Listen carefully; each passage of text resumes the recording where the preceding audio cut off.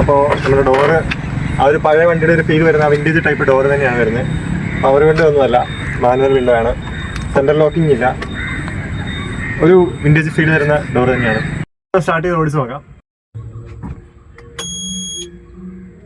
ഇതിന് ഹീറ്റർ ഉണ്ട്, 5 സെക്കൻഡ്. അത് കഴിഞ്ഞിട്ട് നമ്മൾ സ്റ്റാർട്ട് ചെയ്യുന്നത്.